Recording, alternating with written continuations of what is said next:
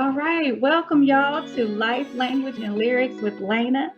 And today I wanted to talk about sickle cell because it's September and it is Sickle Cell Awareness Month. And to have this conversation, I wanted to invite someone who has very close knowledge and experience with sickle cell. And this is my one of my very best friends from childhood. I think we're knocking on 30 years of friendship, almost telling our age. But this is my really great friend, Miss Kia Kennard. Hi, Kia. Thanks for joining.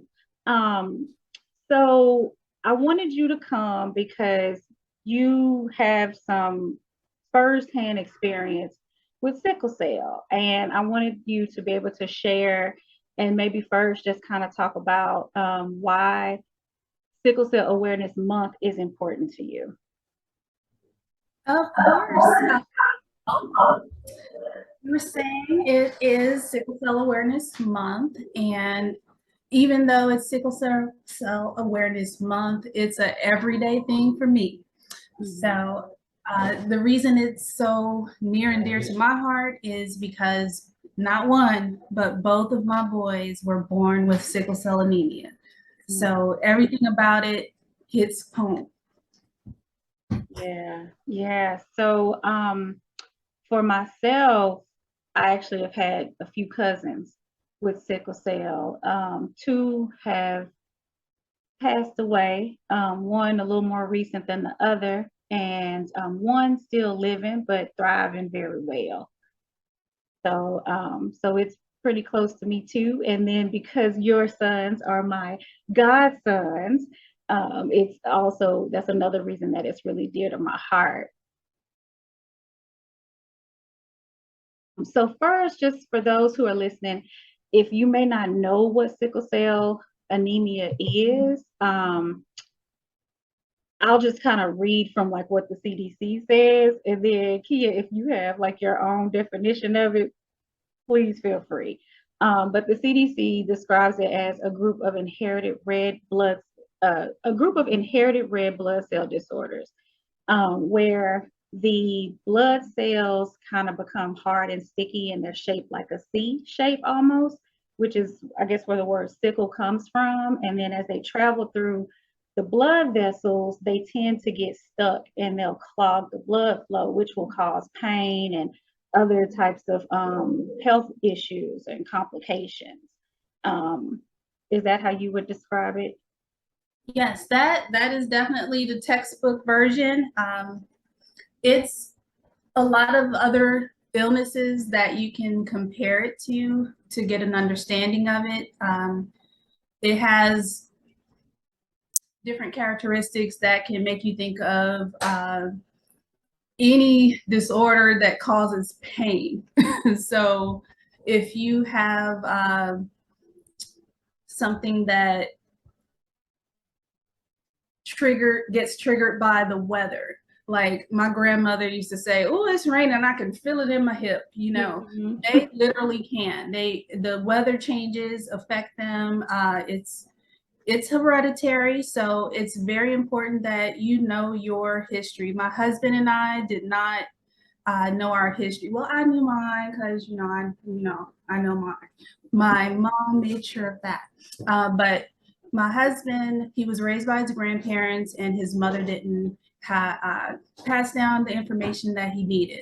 So she actually told him he and his brother did not have it, and he just went through life thinking that. So the doctors told us that it's a 1 in 4 chance of your children coming up with sickle cell. So we said, okay, we got 25% chance of having a child with it. No, we were 100%. So sometimes stats are not right. So you just have to rely on God. If you're pregnant, get tested for everything. That's how I found out my boys were sickle cell positive, because I opted to get the fetus tested for everything. So I didn't think I knew that. by the time they were born, I think at 2 weeks old, all the results were in, and we so that they can already have the game plan in order. Usually around 5-6 months old, they start having symptoms that you can notice. But because we had the testing done and we already knew, we were able to plan for that. And they've been on medication since infancy. So we were using a little dropper here, baby. You know, even then they were fighting like, oh, milk. So there's things that they have. It's a whole lot that your kids can still do. It's a whole lot of living that you can do. So it's not the death sentence that it used to be maybe in our grandparents or great grandparents' time. So it's something that you can still be hopeful for. You can still get them in sports. You can still see, my boys were not interested in that. That's the only reason they didn't do it. But it's still something that you can live with and have a fulfilling life. Oh, that's good to know. I was gonna ask, like, around what age do they start to kind of show symptoms? But that's good that you were able to like create a plan and prepare for that. Um, what what might a crisis look like? Does it kind of end up being the same way all the time, or does it vary? It varies. Because like I was saying, if it's something that's triggered by the weather, it may simply be pain, pain that can come in the form of back pain, or maybe it's pain in their extremities wherever there's a joint that bends. It can also be headaches. It can be, you know, shoulder, neck, back. It can be anywhere, honestly, even chest. So that is scary if they get chest pain. But it's something that can be triggered by all kinds of things. So COVID was really scary because it can be triggered by catching a cold.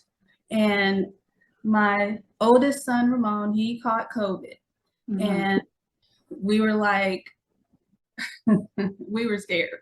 So it definitely hit him hard to where he felt pain that he said was worse than his regular sickle cell pain.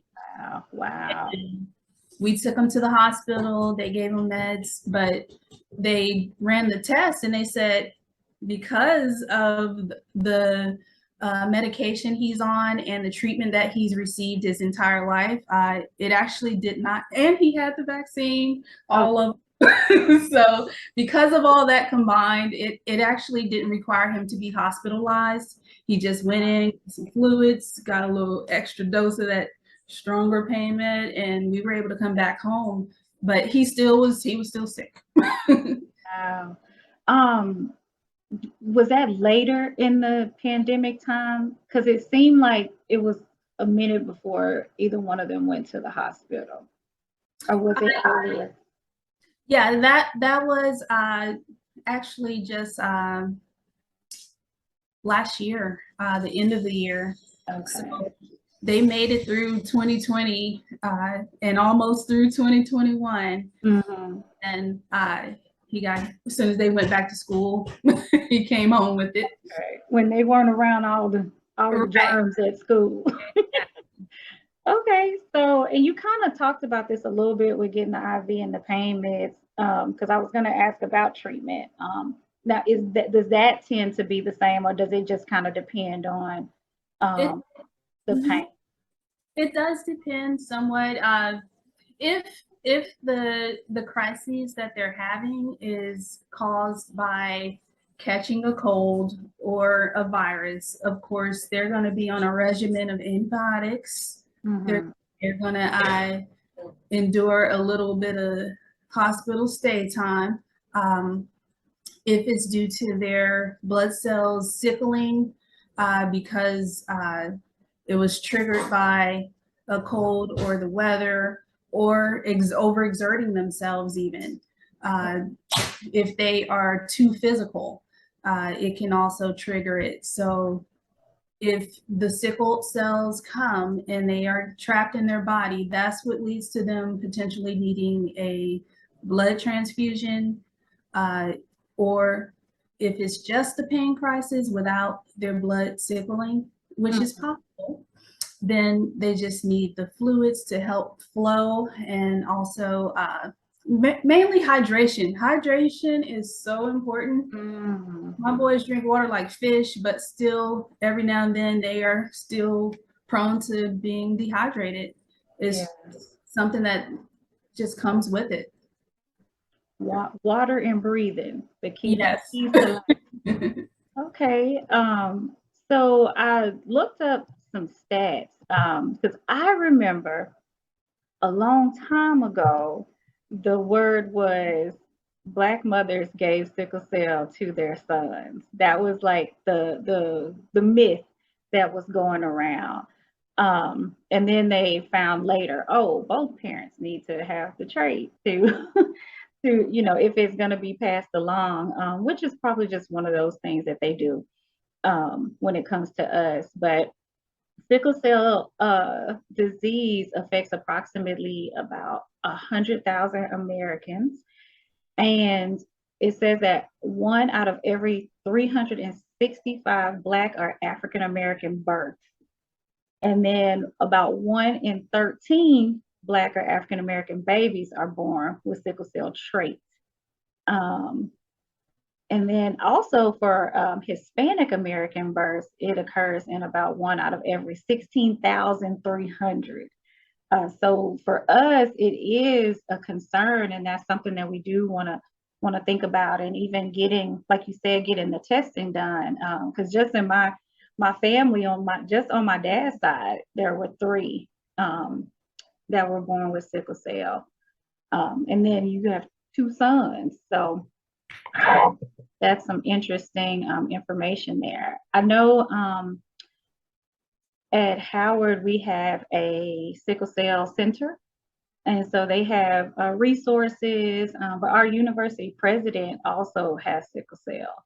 Oh, really?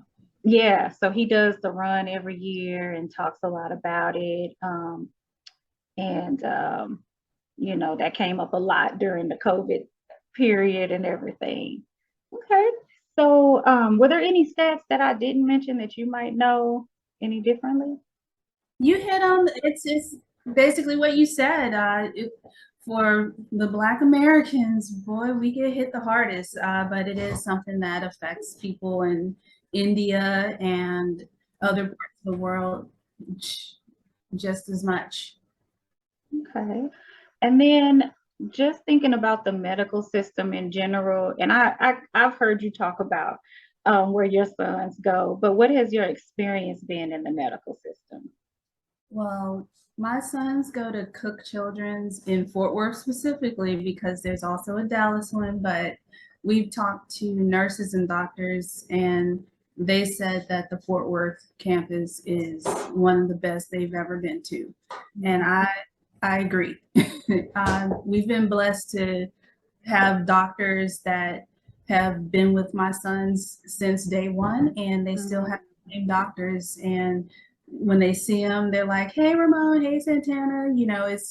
It's a warm environment, and that alone can help with the healing process and take down some of that anxiety because you're in a comfortable place. But we didn't always go to Cooks because when they were younger and the sickle cell crises came a little more frequently, we were trying to get to the first hospital we could get to because we were young new parents, and we just wanted to make sure they were all right as quickly as possible. But we soon learned that each hospital is definitely different, and not every hospital is equipped to handle the unique treatment that is required for a sickle cell patient, especially children.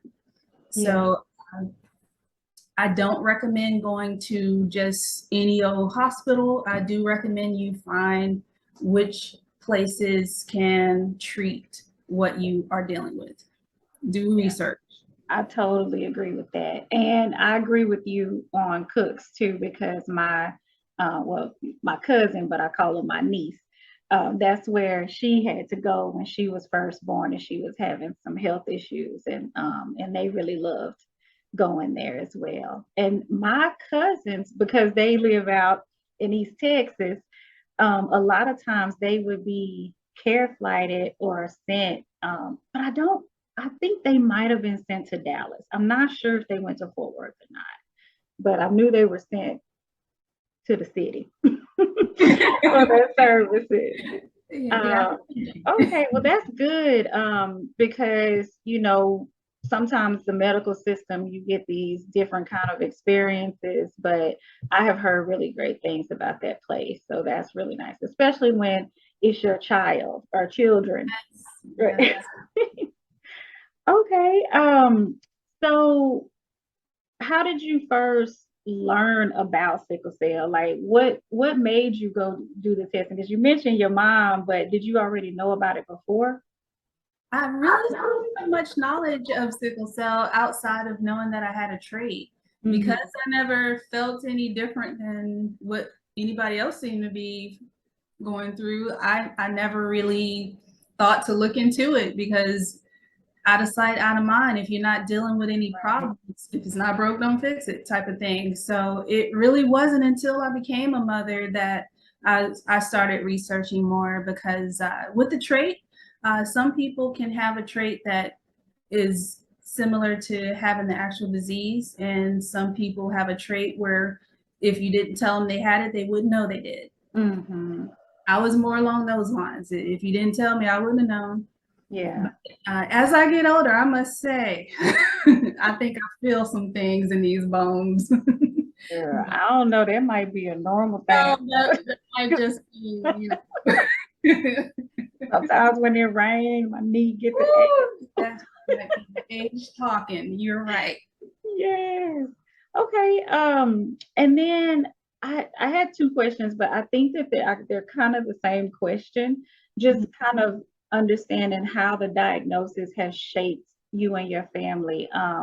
I would say like maybe as a group and then individually. It was definitely something that made us think twice. Once we had our first son, it was something that we sat down and we were like, okay, this is scary.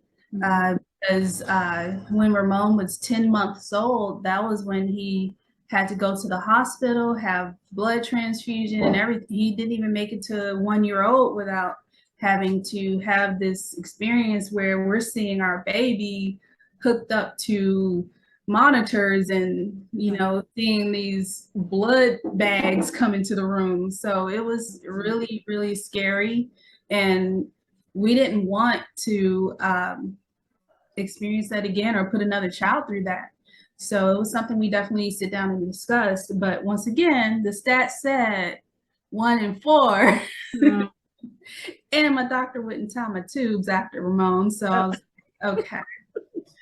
He knew Tanner was coming. Knew it was coming. It was meant for my baby to be here, and he actually has a different type of sickle cell than his brother, which I'm still not sure how that's completely possible, being that they're brothers with the same parents. It's been explained to me. I just still don't understand how that's possible. But Ramon has sickle cell SS, Mm-hmm. and Santana has something that I struggle to pronounce, so I will not. But Ramon's is definitely worse. That's the only word I can use for it. Is more serious. So I had some of those pulled up. Is it like HBS, Mm-hmm. beta, There's um, PH and it's a long word and yeah. beta Yeah, thalassemia? there you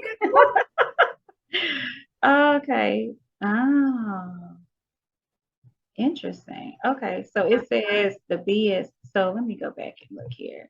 It says the SS, this form inherits two genes, one from each parent, that code for hemoglobin S, and it causes the red cells to become rigid and sickle shaped. And that's the most common type. And it says it's more severe. And the beta, the thalassemia, they inherit the hemoglobin S gene from one parent and a gene for the beta thalassemia from the other parent. And it doesn't really say, it just says that they tend to have a milder form. Yes, I've seen that. Wow. I did not know that they both had different types. Mm. Wow. I don't even think I've asked that question. Got to get back on. You probably wouldn't even know to ask, because Need to ask that. Yeah. Okay. And what about Ramon and Santana? How do you think that it has shaped them? I feel like it's made them more humble, but they are some characters, girl. They are some special young men. And I feel like when God gives you a test, it also leads to that testimony. So I feel like their near-death experiences, because Santana at 4 years old having a stroke, and Ramon at 10 months old already starting the process of having one of many blood transfusions, missing holidays, being in the hospital for Christmas and Thanksgiving and all kinds of birthdays. It really can, for someone who's weak-minded, it might, depress them or make them feel some kind of way, but boys have, pushed through. And I think, like my shirt says, yeah, I was gonna ask you to yes, sickle cell mom. Most people never meet their heroes. I'm raising mine. So yes. they don't realize how inspiring that they have been to myself and my husband. Like, make us do what we got to do to keep them healthy and strong, and give them something to look forward to, because they're very humble. They don't ask for much, and they have their friends, and they're content with just the little things. And I love that. I totally agree. And I'm not saying that just because I'm a godmother. They are. I mean, it also, you didn't say how old they are. Oh yes, these are teenagers now. So we've made it to high school. We got a 14 and a 16-year-old, and they are still teenage boys. Ramon, he got something in his mouth right now. Eating. Eat everything. They still get on your nerves with teenage boy stuff. But overall, they are excellent kids. They are. And you're right. They don't ask for much, because even when I say, hey, I'm going to take y'all to the mall. I'll never forget when I was like, yeah, I'm going to take y'all to the mall and we'll go eat. And all they wanted to do was go to Auntie Anne's and get a pretzel dog. I was like, yes. Because, my nieces, they'll pick themselves a nice little restaurant to go to. They wanted to get pretzel dogs. I was like, yes. And that's legit what they wanted. Is they're very humble, very practical. Although Santana can be a little bougie when it comes to Christmas gifts, but that's fine. Because he's chill. Yes. Well, and that's also a reflection of their parents too. True. And so, in speaking about them, what has the process been like for them with school? School has definitely been affected. The doctors, once again, Cook's doctors, their doctor is Dr. Johnson, Dr. Clarissa Johnson at Cook's. She is amazing. She always has packets that she puts together for the school. So each time they go to a different school, she has a packet made up that she gives to me or that she faxes herself to the school. Oh, So that wow. they know what to expect, so that we're not subject to the truancy or any of the other things that can cause us to get fines as parents. So the nurse's office, the counselors, they all are given a heads up, and it's very helpful. I forgot to put my charger in. Dr. Johnson. There we go. Okay, we're back in action. Yes. So the schools are aware of everything they should expect from a child with sickle cell, and they have a packet that details everything tailored to each one of the boys. And it really helps when it comes time for, because it's not something you can plan ahead on. It's not like taking vacation time. It's something spontaneous each time it happens. So having that packet that outlines that and tells them what to expect, it gives all the leeway they need, and it makes the teachers aware as well. So that's very helpful. Yeah, very good. Okay, and then just in general, or not general, it's going to be more specific. What type of support system do you and your husband have, or just the family all together? The family has been amazing. We have prayer warriors, and we also have good old grandparents and great grandparents that were there for all of the crucial years. Our boys never had to go to daycare. I stayed home for a little bit while they were under a year. Their dad worked while I stayed home up until Santana was 6 months. And after that, it was a rotation between my parents and Raymond's grandparents. So they didn't have to go to daycare. We didn't have to worry about what if something happens and we can't get to them, because grandmas and great grandmas, they don't play. They're going to get those babies where they need to be, and that's what they did. And I am 100% grateful for that, both for my pockets and for their health and for my peace of mind. But as we move forward to now, now it's all about the jobs. We both work for small businesses, and I was blessed to find a job with a company that's family owned, a woman who is a mother, and also she lost her mother to cancer not long ago. So she understands so much, and she's very practical and loving and supportive. Like there were times where, yes, like all I had to do is send her a text, and she was like, "I'm praying for you. Take the time you need. Don't worry about work. Focus on your baby and healthy." And that is so relieving and reassuring when you don't have to worry about, oh, my job is going to fire me. Because when they were younger, Raymond had that experience where the jobs were like, "You need to tell us when your kids are going to be sick." And they just didn't care or understand. So both of us working for family-owned businesses right now, we're able to go and handle what we need to handle with our boys, whether it be appointments. And thank God that we haven't had to do the hospital stays very much until here recently. We had Santana, and that was the first time since 2018. We had a nice long run, and that's because of hydroxyurea. That is a sickle cell medication that is actually like chemotherapy in a pill form, but they found out that it was beneficial for sickle cell patients.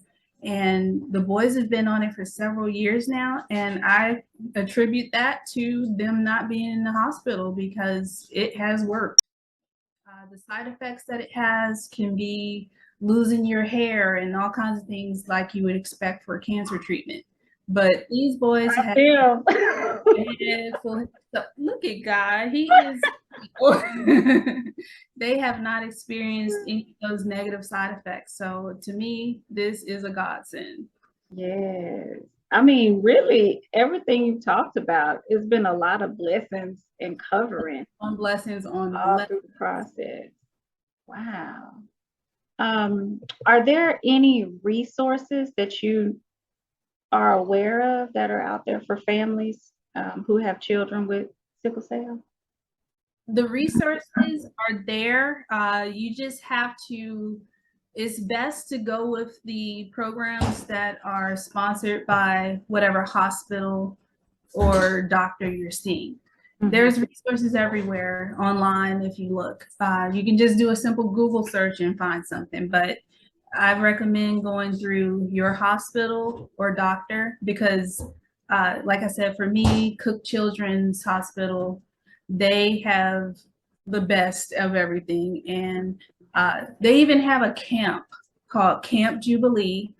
The boys never wanted to go, but they had an ongoing invite every year where you don't have to, parents don't have to go. It's staffed by doctors and nurses, and they can jump in a lake or do crafts, or they can just live. If they wanted to, they could do all kinds of camp related activities, and you would have the security of knowing that, hey, there's a doctor and a nurse there that can help if they need it.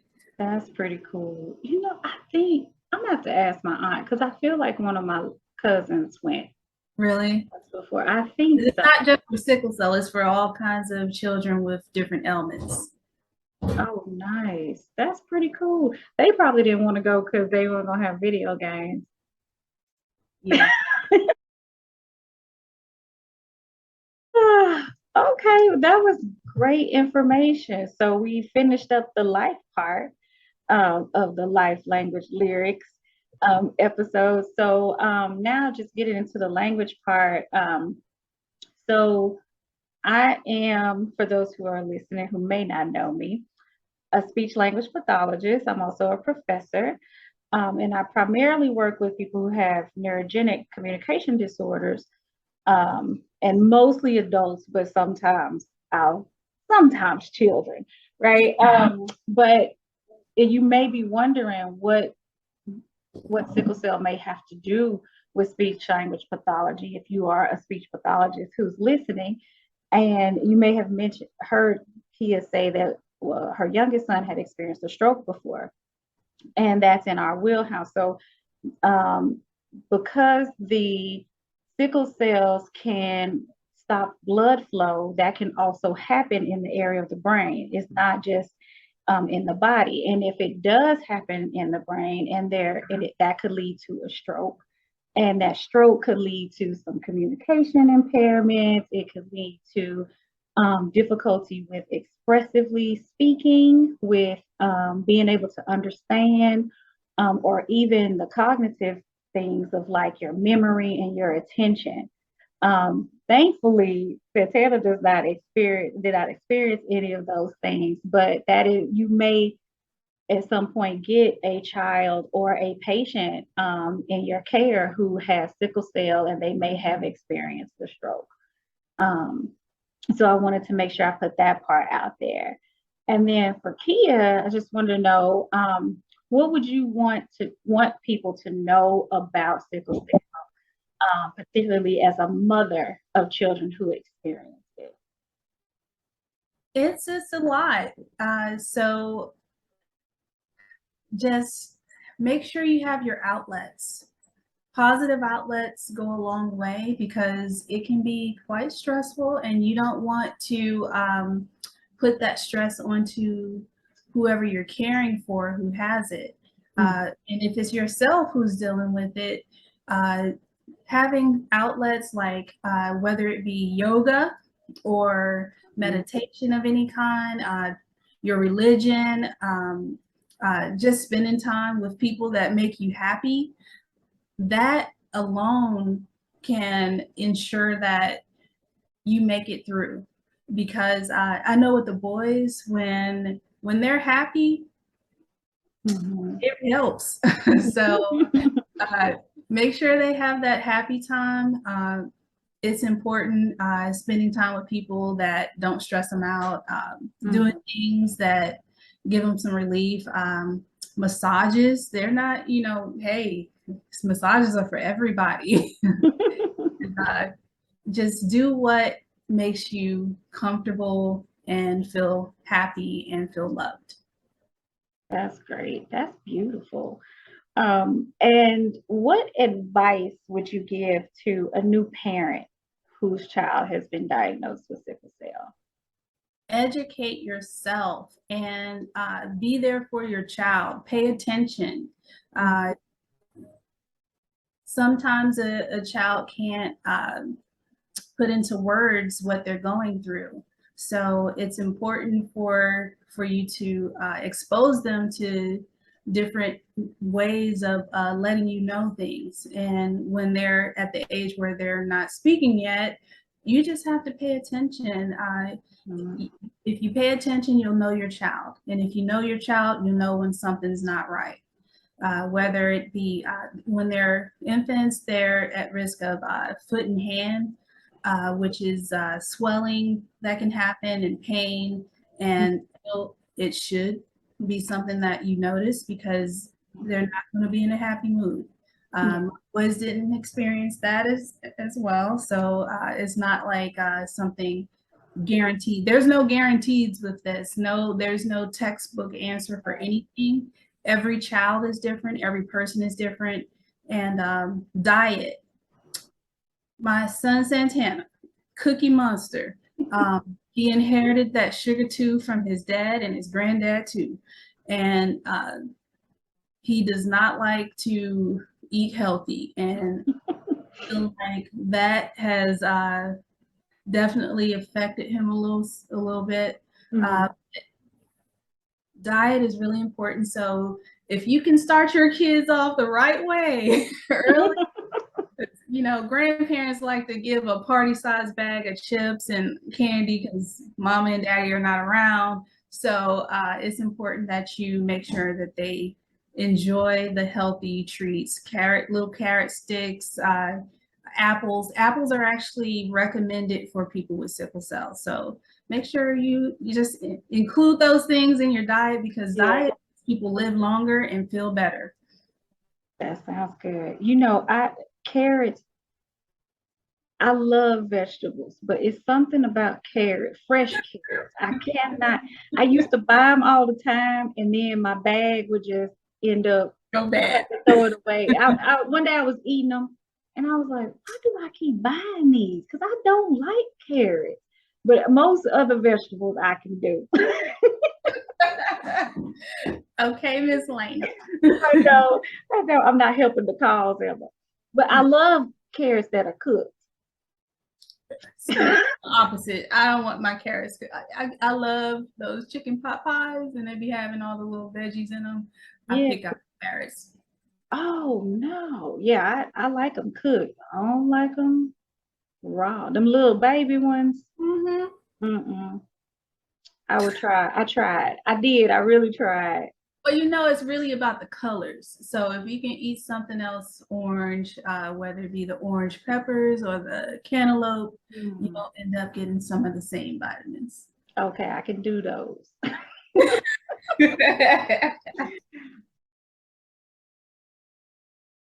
Okay, so with this, I also am a big fan of music and lyrics, right?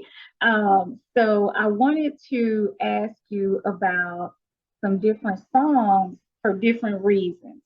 So I have these 5 questions, but I'm going to read the questions and I want you to tell me the songs, but not in the order. And I'm going to try to figure out which song goes with the situation. Okay. I'm going to see if I can figure it out.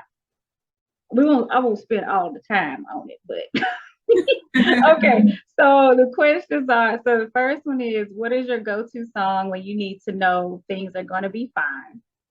Then it's, what is your go-to song when you're leaving work? 3, what is your go-to song when you want to relax? 4, what is your go-to song when you want to get hyped? And 5, what is a song you would use to describe each of your kids? Okay, so you could tell me the songs in the different order, and I'm gonna try to match them. Okay, I have the whole playlist that includes it's a group called The Internet and Cleo Soul. And then I have Rotimi in my bed. Then I have I Need You Now by Smokey Norfolk. Then I have my little ratchet stuff, Body by Meg, and also F&F. They're about a tie. And then I don't have a song. I have artists. Okay. I have XXX Tentacion and Post Malone. Okay. Okay. And that's it. Okay. So I have written The Internet, and it's just a whole playlist. It's the Ego Death album in particular, but yeah, playlist. Okay. They have a lot of instrumentals and stuff in the background. Okay, and then Rotimi in my bed, Smokey Norfolk, I Need You Now, Meg The Stallion, Body, XXX, I don't know how to say his name, and then Post Malone. Okay, so I'm gonna say that the song you need when you need to know things are going to be fine is Smokey Norfolk. No, yes. And I love Smokey. He comes to my church sometimes, and really, yeah, he went to preacher school or something like that with my with my with my preacher. They know each other. Okay. And so he preaches excellent. Very, very easy to listen to. Okay. Okay, so when you're leaving work, I'm gonna say the Internet playlist. Yes. Okay. Okay. 2 for 2. When you want to relax, because I know you, it's In My Bed. Yeah.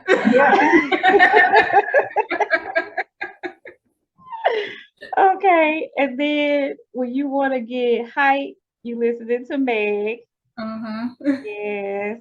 My friend just had me listen to. I mean, I had heard her radio songs, but I hadn't really listened to the album. Yeah, a little but that's all right. Different music for different things. Okay, so now I got to figure out who is XXX and Post Malone. So which one is Santana and which one is Ramon? I feel like, okay, so here's the thing. I know who Post Malone is, and I've heard some of his songs. XXX, I've only heard of. I've never heard his music, but I feel like, this is where I'm gonna get tripped up. My first mind says that maybe Santana is Post Malone and Ramon is XXX. That is impressive. Yes. Okay, I know my godsons. Because I feel like Ramon probably listened to a lot of stuff that that I ain't never heard before. That none of us have ever heard before, which is why I just chose artists, because he actually listens more to soundtracks from anime, but there's a couple that he does like and feels like he relates to. When with the smoky Norfolk, I mean, I Need You Now pretty much says it all. It sums it up, right? That's my go-to. I turn that on. Lord, you know I need you right now. And that's what I listen to. Because you can call out.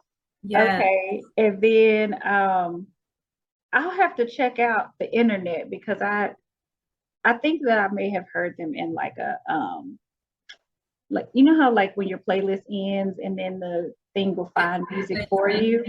Yeah. But I don't know if I've actually heard them. So I'll have to see, since you said that's what you listen to on the way home, because my commute home sometimes is like 45 to 50 minutes. So yeah, I can check out new music. Clio Soul and the internet, if you like smooth and you like soulful and you like instrumental, those two, they mix it all in. They got the instruments, the lyrics. It's a whole vibe. Nice. Let me see. I think that might be my last question. I like this. These are none of the songs that I thought you were gonna give me though. I was expecting some Aaliyah, some Prince. You know, I love they are on my playlist. Ashanti. You're wrong. It's on the playlist, but these are the songs. I did want to say to you, because you talked about your kids being so humble and everything, but ever since they were born and y'all have been dealing with this, I have always seen you as a pillar of strength. I still to this day wonder how you do all that you do. I've never seen you just even look like you couldn't handle the situation. And I think that I give it to him. As soon as it lands on me, I give it back to him. Definitely. God, he knows who he gives certain assignments to. And I think he definitely knew that you were the perfect mom for Ramon and Santana. Oh, thank you, Laina. I appreciate that. Yes. Love you, love you, love you. Love you more. Well, Kia, thank you so much for joining me. This was so informational. And I hope that people that are listening have learned something new about sickle cell and that they could relate to you, and that hopefully, if anyone is caring for someone or dealing with it themselves, that they were able to get some inspiration and motivation from the discussion we've had. So thank you so much. And I hope you'll come back.